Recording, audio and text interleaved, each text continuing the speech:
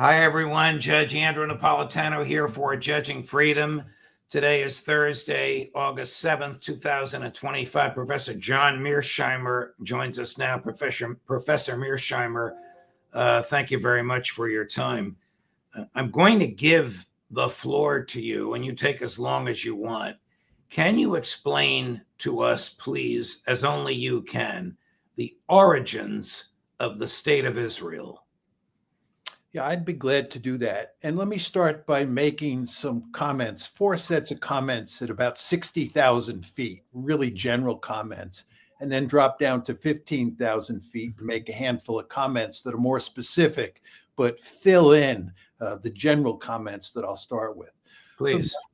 So the first of my general comments is that when the Zionist enterprise got started around 1900, it's important to understand that there were very few Jews, certainly very few Zionists in Palestine.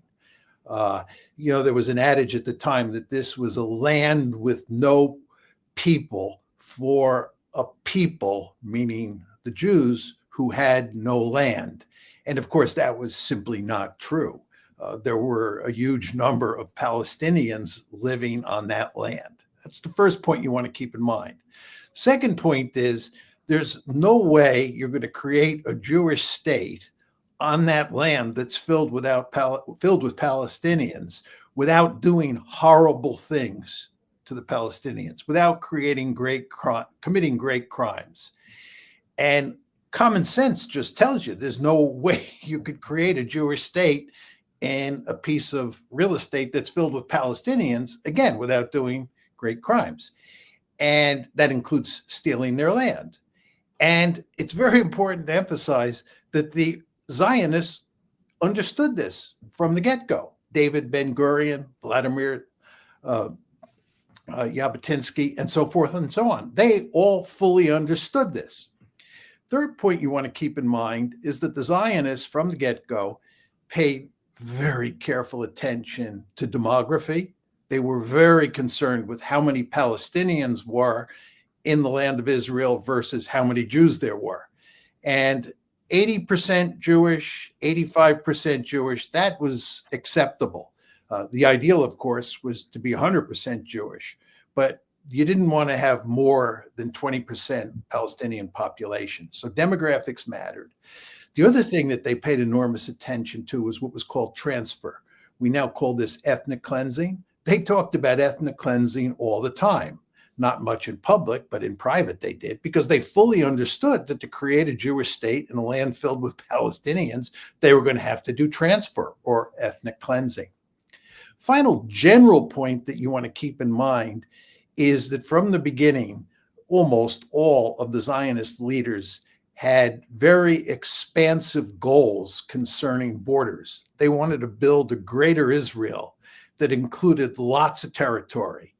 This was not stated publicly by most of the leaders, and the leaders had different views on what that greater Israel should look like. But David Ben-Gurion, for example, wrote a book in Yiddish in 1918 where he laid out his vision, and it included what we call Green Line Israel, the Israel that was created after 1948, the occupied territories, that's the West Bank and Gaza, parts of Syria, parts of Lebanon, parts of Jordan, and the Sinai Peninsula. So you get a sense for how ambitious the Zionists were from the get-go. They wanted to create a greater Israel. And that's one of the principal reasons that Israel has no borders, no official borders today. I believe it's the only country on the planet that does not have official borders because they're bent on creating a greater Israel, whatever that might look like. So that's the sort of big picture. But let's drop down to 15,000 feet and talk about the specifics.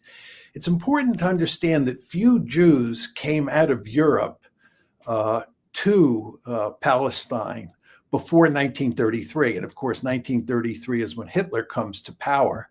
And I think there are about 4 million Jews who leave Europe between 1880 and 1920. 1880 and 1920, about 4 million Jews leave Europe, and only 100,000 go to Palestine. Many, of course, come to the United States. So you have this situation where there are not that many Jews in the land of Palestine. And then, of course, you have World War II. And after World War II, lots of Jews leave Europe and go to Israel. But most Jews prefer to come west, to come to places like Canada and the United States. So you have a situation in 1948, when the state is about to be created, where 35% of the population is Jewish and 7% of the land is owned by Jews. So you just want to think about it. This is 1948 when the state is created. 35% of the population is Jewish in Palestine, and the Jews own 7% of the land. Let me just stop you here, Professor Mearsheimer. How was the state created? How do you take somebody else's land and suddenly you become a recognized country? Okay, it's important to understand that up until World War I, the Ottoman Empire, or what we today call Turkey, controlled Palestine. And then as a result of the collapse of the Ottoman Empire in World War I, Britain took over control of what was called Mandatory Palestine. So Britain was in control. After World War II, when there was huge resistance around the world to colonial empires, i.e., there was huge resistance to the British Empire. The British were up to their eyeballs in alligators trying to deal with resistance in places like India and in places like Palestine. The Israelis, then the Zionists, wanted independence from Britain. The British reached the point where they were just fed up.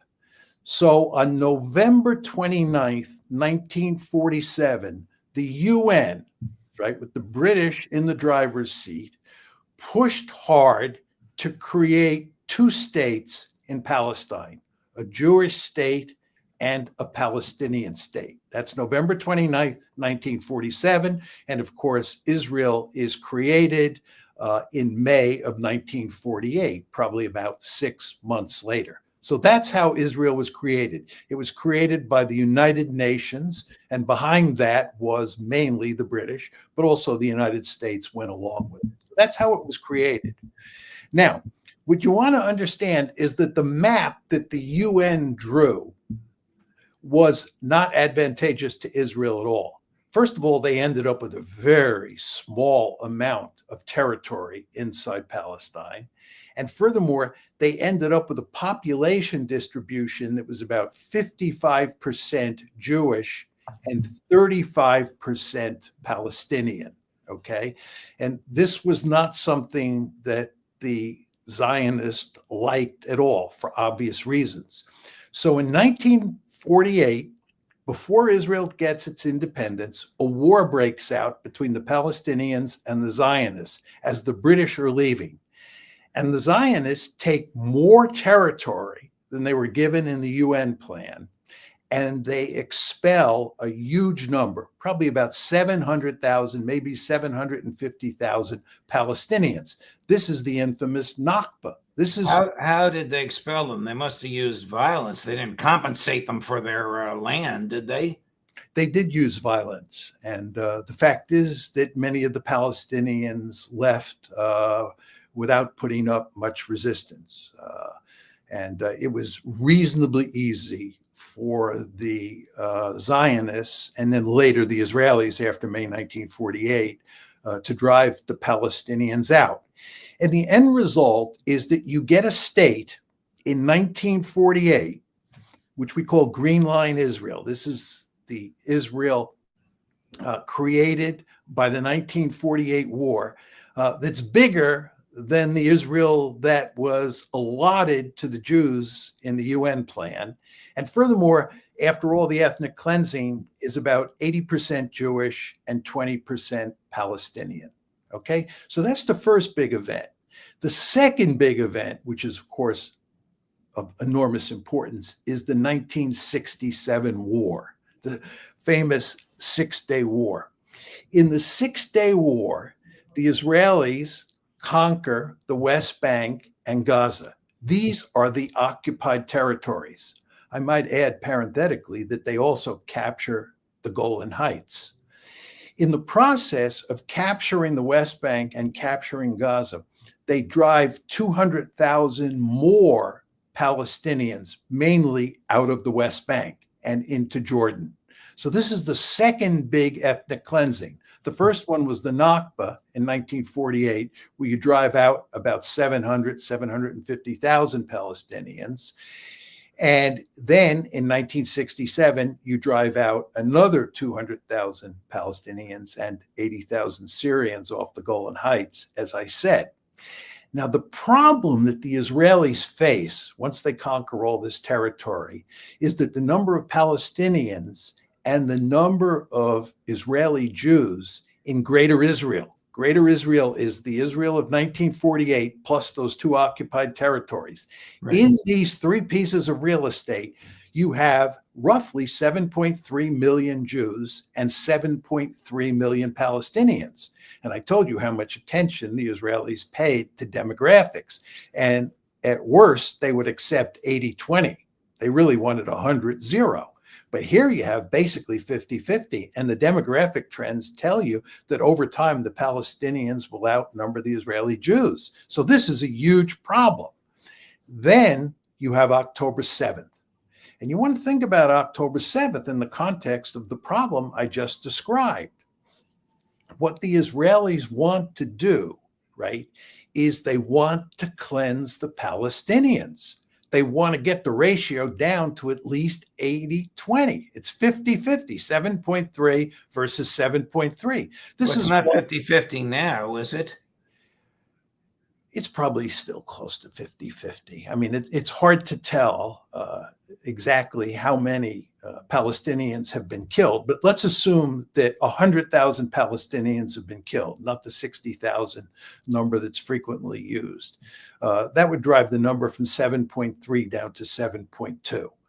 And one could argue that, a significant number of Israelis have left the country and are not coming back. I see. Okay. You have somewhere in the range of 50-50. But even if it's 45% Palestinian and 55% Jewish, this is unacceptable to the Israelis, especially when you think about projected birth rates. So you see, what October 7th does for the Israelis is present an opportunity for the third big ethnic cleansing. And again, I want to emphasize that ethnic cleansing, or what the early Zionists called transfer, has been in their minds from the beginning, because there's no way you create a reasonably homogeneous Jewish state in a sea of Palestinians without ethnically cleansing them, right? So anyway, what's going on in Gaza is ethnic cleansing. The other thing that you see happening, which doesn't get that much attention today, but we don't want to lose sight of, and this is my final point, is that the Israelis have occupied southern Lebanon and they have occupied southern Syria. And I do not believe they have any intention of leaving, because they are interested in creating a greater Israel that goes beyond Green Line Israel. That's the Israel of 1948, plus Gaza, plus the West Bank. So this is not only an opportunity, the events after October 7th are not only an opportunity to ethnically cleanse, it's an opportunity to expand the borders of Israel or to create Lebensraum. Let's go back to 1948 when the State of Israel was created. Was the State of Palestine recognized by the UN? Oh, sure, it was a two-state solution. And what became of the State of Palestine? Well, what became of the State of Palestine is that the Jordanians basically took control of the Gaza. Took control of the West Bank, and the Egyptians took control of the Gaza Strip. So it was sort of a de facto state, but in de jure, it was the Jordanians and the Egyptians who were in charge. But there still was some legal mechanism emanating from the UN, which was very new in 1948, which characterized Palestine as a sovereign state recognized by the only international body existing at the time. I'm not sure about that. I'd have to go back and look, to be honest, exactly what the language was. Okay. You were asked in one of the famous lectures that you gave a few years ago, not that long ago, I think it was before or after October 7th, if the Israelis can ever be held accountable for their aberrant behavior. Here's how you answered it. Cut number 21. If I went to the Middle East and visited Israel and I was killed, somebody shot me there, do you think there'd be any accountability? Seriously. If any of you went to the Middle East and were killed, do you think there'd be accountability? There wouldn't be. This is how outrageous this situation is. Just think about the Liberty. Think about Rachel Corrie. Think about this Turkish American who was just killed in the flotilla.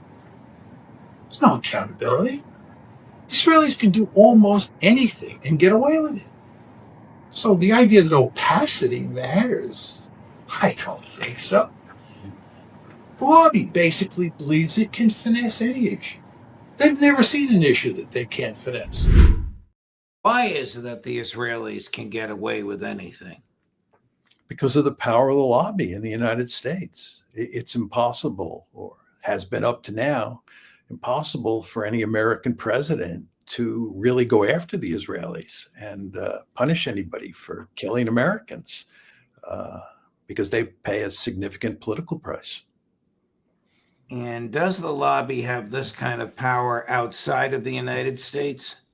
Does it have power in France? Does it have power in Great Britain? Does it have power in Germany? Does it have power in Spain or Portugal or Italy? I'd say yes to all those countries, and you definitely want to add Australia and Canada as well. You'd be shocked at how much power the lobby has in Australia and Canada. And if you have any doubts, or any of the viewers have any doubts about the power of the lobby in Britain, just take a look at what happened to Jeremy Corbyn. Jeremy Corbyn looked like he might be prime minister. He's very critical of Israel and wanted Britain to treat Israel like a normal country. And the lobby basically destroyed his political career. How can this change? I'm not sure. I don't have a good answer to that question at this point in time. The lobby is just so powerful. I mean, most people are reluctant to say that because you get accused of being an anti-Semite. Right. Well, you've been accused of so many things, and you're so intellectually honest and so courageous. I'm sure it bounces off your back. I mean, just a few hours ago, Prime Minister Netanyahu announced his intention. I don't know if his so-called Security Council or Security Cabinet has voted on this yet, to use the IDF to occupy Gaza. This notwithstanding the persistent opposition of the head of the IDF, the three-star general that commands it, and notwithstanding what is probably the opposition of most Israelis. Can he get away with this militarily, or is this a disaster that he's walking into? Well, I think that if the cabinet backs him up, which I would assume will happen, he can do it. He can execute it. The question you have to ask yourself is, do you think that he's going to succeed? I mean, what he's claiming he can do is finish off Hamas once and for all and pacify Gaza. I would argue, by the way, that his real goal is to finish the ethnic cleansing. But leaving that aside for the moment, do you believe that he can finish off Hamas? And you want to understand that on May 16th, they, meaning the Israelis, launched this huge military operation in Gaza called Gideon's Chariots. And it just ended earlier this month, earlier in August. And it was a failure by all accounts. It was designed to do with what this new operation is designed to do, i.e. finish off Hamas. And they failed to do that.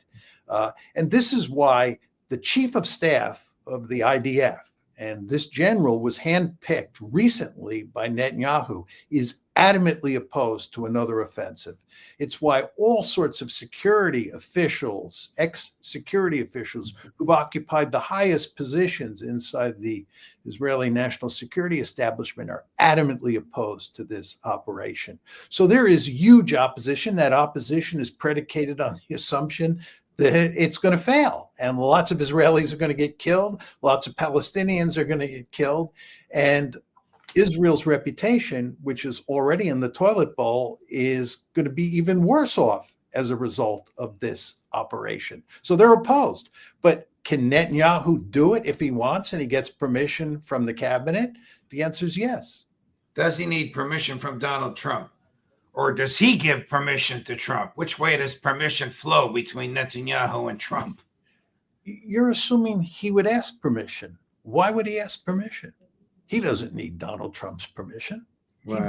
He does what he wants, and he understands full well that Donald Trump will back him. By the way, if you look at leaders all around the world, and this includes Western leaders, even in places like Germany, all of these leaders are very skittish about what is happening in Gaza, and they are putting pressure on the Israelis to put an end to this offensive in Gaza. And this includes the chancellor in Germany, right? But there is no evidence that President Trump is bothered at all by what is happening in Gaza. And there is no evidence that he is putting any pressure on Israel.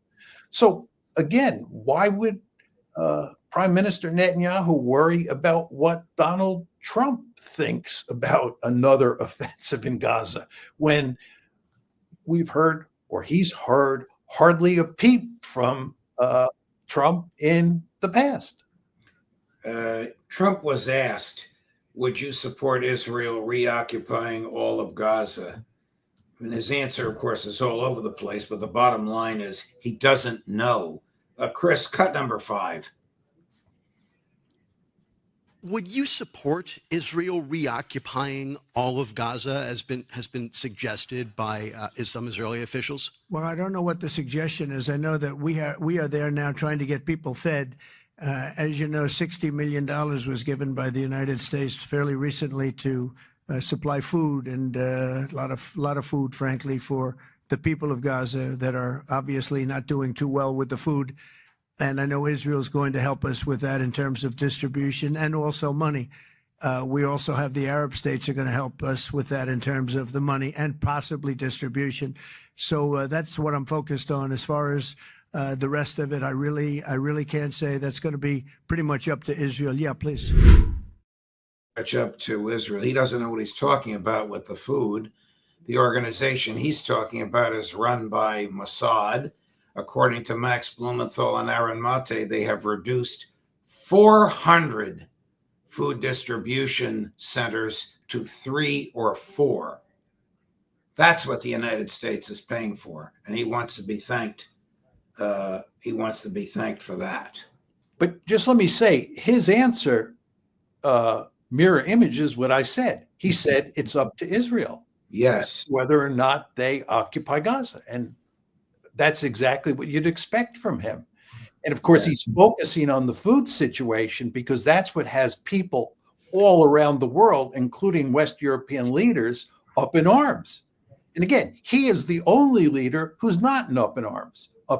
He's doing a bit to sort of ameliorate the problem because he doesn't like the criticism that's being directed at him. Here he is. Yesterday, you said many times that you want to stop wars in the Middle East. Watch his answer, cut number 14. You said many times that you want to stop wars in the Middle East. Now Prime Minister Netanyahu is contemplating reoccupying Gaza entirely. Is he defying you, sir, or are you giving him a green light? Well, we have stopped wars in the Middle East by stopping Iran from having a nuclear weapon, and they're they can say they're going to start all over again, but that's a very dangerous thing for them to do because we'll be back. As soon as they start, we'll be back. Your colleague, Professor Postel at MIT, says they have a nuclear weapon already, that Trump doesn't know what he's talking about. Of course, he dodged the question whether or not he supports Israel occupying Gaza. Suppose Netanyahu requests American troops on the ground in Gaza, not to help feed the Palestinians, but to help kill them. What will Trump do? That I think he would resist. I find it hard to imagine him doing that. And I actually find it hard to imagine Netanyahu asking Trump to do that. I would imagine that Netanyahu fears that the United States will get deeply involved in Gaza, especially in terms of feeding the local population. And that'll make it much more difficult for Netanyahu then to cleanse Gaza or to control it the way he would like.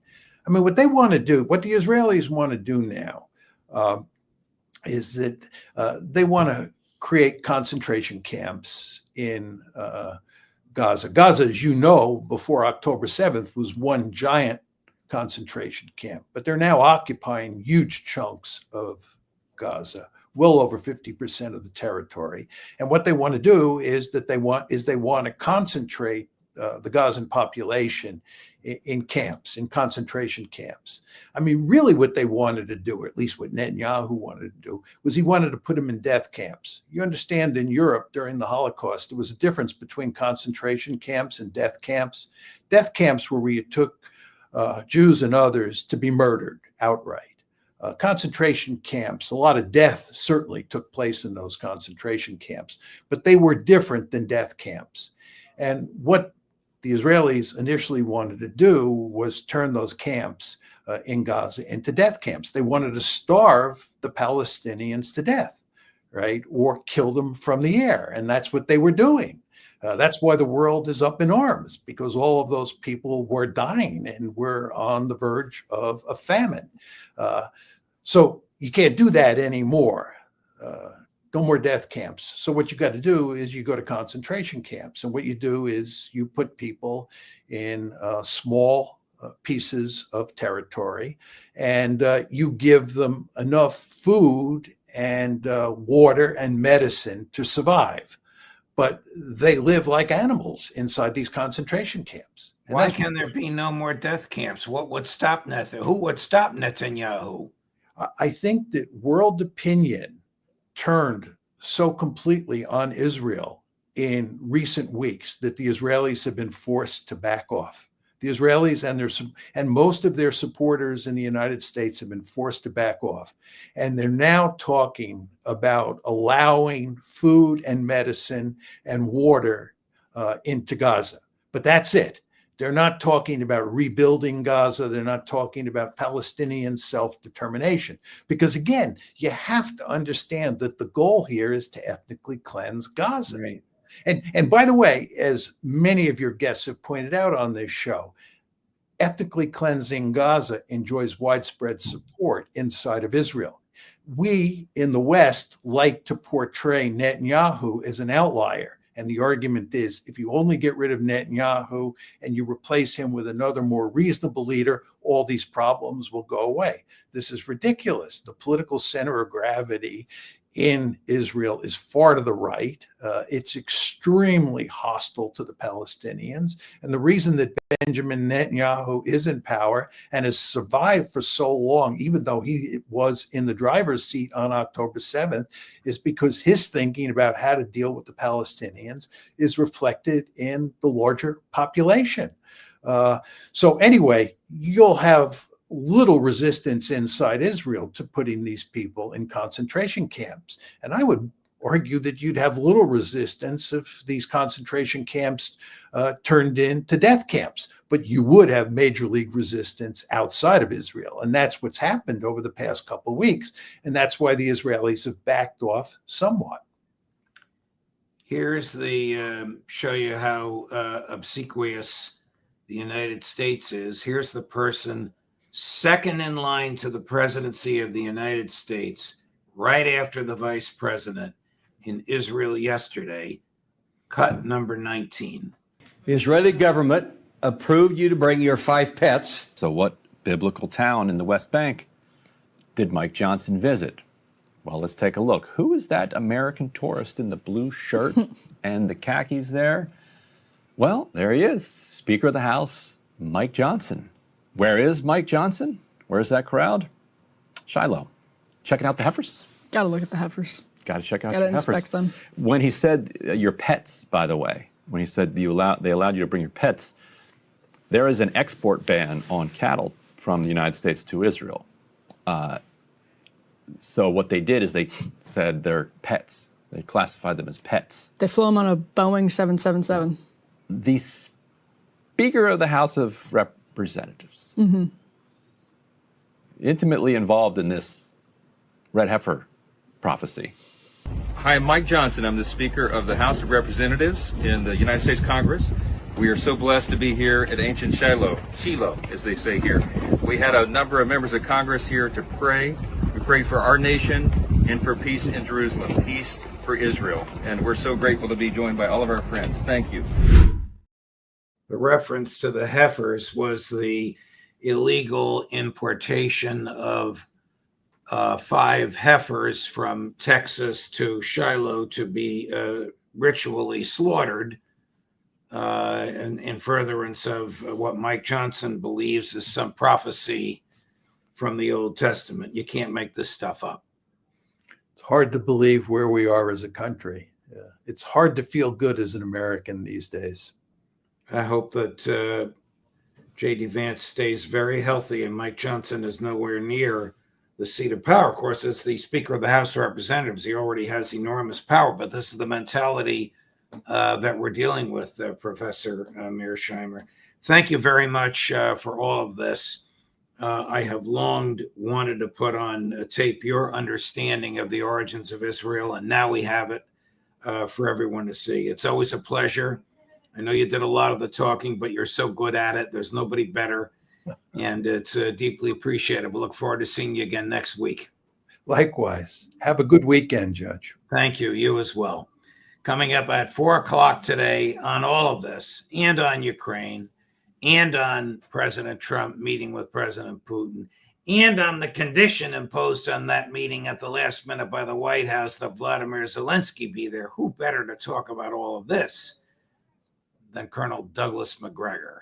Judge Napolitano for Judging Freedom.